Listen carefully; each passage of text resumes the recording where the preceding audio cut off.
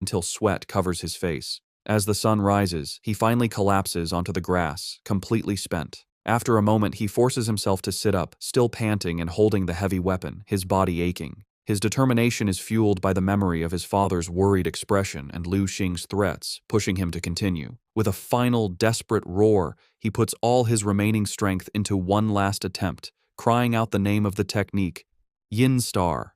This time, he succeeds. He unleashes a powerful wave of energy that tears through the ground, shattering rocks and sending a shock wave so strong it startles a flock of birds on a distant mountain. He stands panting heavily, surrounded by a faint blue aura, exhausted but successful.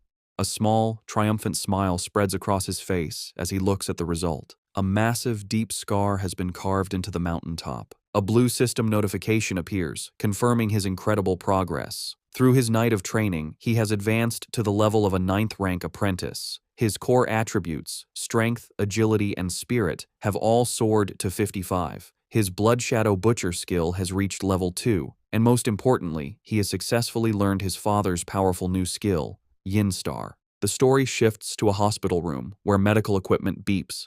Ye Chuan is lying unconscious in a bed, completely drained after his intense training session. In a nearby office, his mother sits with a female doctor, her face filled with worry as she asks if her son is all right. The doctor, the same psychiatrist from the beginning, reassures her. She explains that Ye Chuan is fine and has only fainted from exhaustion after a night of extremely hard physical activity. Upon hearing this, his mother's expression darkens with fury. She internally blames her husband, Ye Chuan, for pushing their child so hard and vows to make him pay. The doctor continues her analysis, consulting her notes. She explains that based on the lactic acid in his body, it appears he did 1,000 sit-ups, 1,000 push-ups, and 1,000 squats in a single night. To top it off, she adds that he also seems to have run a full 100 kilometers. Ye Chuan's mother is in disbelief, asking the doctor if she is joking and how it is possible for any human to do so much in one night. The doctor calmly replies that while a normal person could never do it, given Ye Chuan's mental state, she finds it believable. This explanation only fuels his mother's rage. She leaps to her feet, calling her husband a bastard and furiously declaring that she is going home to beat him so badly he won't recognize his own mother. She storms out of the office, slamming the door. Left alone, the doctor reflects on Ye Chuan's incredible physical stamina, realizing the amount of exercise would have killed an ordinary person. A seductive smile plays on her lips as she decides she will have to give him some one-on-one counseling that night. However, when she returns to Ye Chuan's hospital room, she is shocked to find the bed empty. She stands in the doorway, baffled, wondering where her patient has gone. Having escaped from the hospital, Ye Chuan walks down the street alone. He reflects on his training, realizing the powerful Yin Star technique drains so much stamina that he should only use it as a last resort. A sudden thought then strikes him. Today is the day he can finally go to Master Tai Shin to get his new knife forged.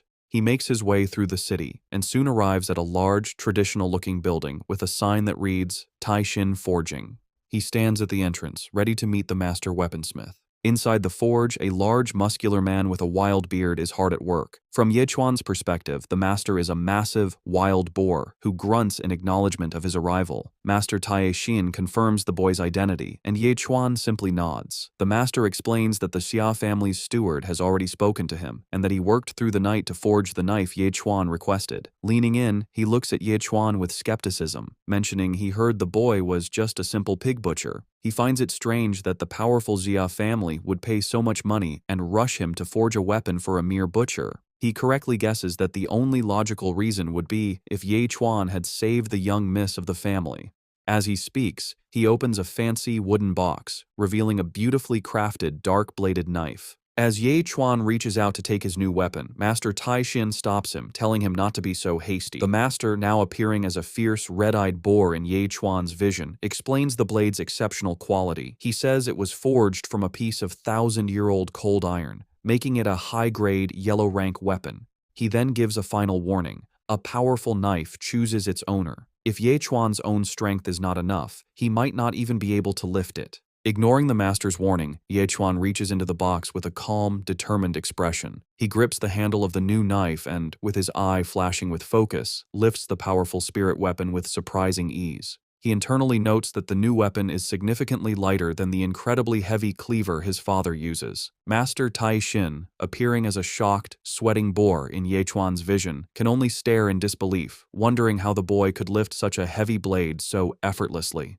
Holding the sparkling new weapon, Yechuan asks what it is called. The flustered master stammers that it has not been named yet, and since it belongs to Yechuan, he should be the one to name it. Impressed by the Xia family's wealth, Yechuan thinks for a moment and then makes his decision. With a serious expression, he proudly names his new weapon the Dragon-Slaying Knife. The grand name is so over the top that Master Tixin is literally shocked, spitting out his drink in surprise. The master can only look on with a weary expression, thinking to himself that the name is incredibly tacky. With his new weapon in hand, Yechuan's mind turns to his next goal. He decides it is time to head back out of the city to hunt some monsters and to earn some money to pay off his family's debt. He tucks the new knife into his belt, knowing that the most important thing is to raise his own rank. He believes that if he can reach the next level of power, he will have a chance to deal with Lu Xing once and for all. As he walks through the city streets, he overhears a conversation between two injured men. One complains to his friend that for some reason, the area has recently become infested with many different aggressive races and beasts that seem to be attacking people on sight like they have gone crazy. His companion agrees, adding his own terrifying experience of being chased for 10 miles by an armored bull, a creature that is usually peaceful. Instead of being alarmed, Yechuan's eye begins to glow with a menacing purple light.